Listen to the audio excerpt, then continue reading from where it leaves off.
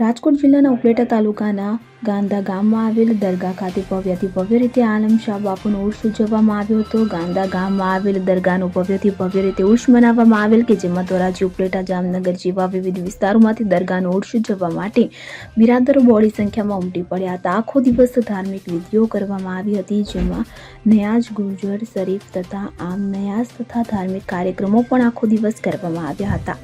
ઉર્સ ઉજવણી દરમિયાન બહાર ગામથી પણ બિરાદરો મોટી સંખ્યામાં દર્શન માટે ઉમટી પડ્યા હતા. તો દર વર્ષની જેમ આ વર્ષે પણ ઉર્સનું આયોજન કરવામાં આવે દરમિયાન મોટી સંખ્યામાં ઉર્સમાં ભાગ લઈને લોકોએ ધન્યતા અનુભવી હતી.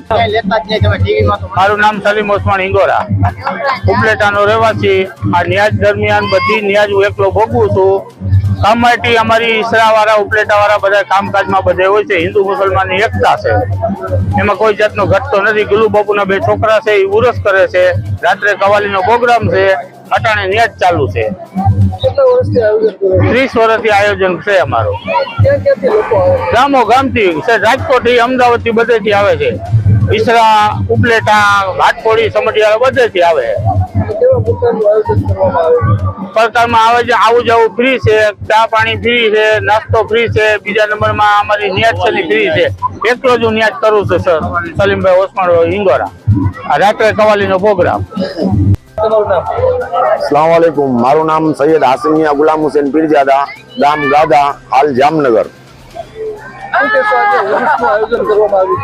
आज उरसનું આયોજન કરવામાં આવી ગયું।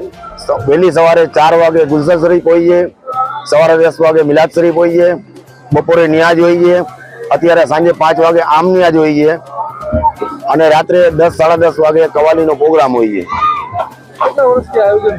40-45 વર્ષથી આયોજન કરી છીએ અમે। ઉર્સ મુબારક મનાવીએ છીએ। લોકો બહાર ગામથી આવે છે, આજુબાજુના ગામથી આવે છે, જામનગર, રાજકોટ, ધોરાજી, બધા આજુબાજુના ગામથી લોકો આવે છે। સરફરાઝ કોડી સાથે સીએન 24 ન્યૂઝ ઉપલેટા। હવે જુઓ દેશ દુનિયાની તમામ ખબરો તમારી આંગળીના ટેરવે। ઉઠાવો મોબાઈલ અને ગૂગલ પ્લે સ્ટોર પરથી ડાઉનલોડ કરો અમારી સીએન 24 ન્યૂઝ મોબાઈલ એપ।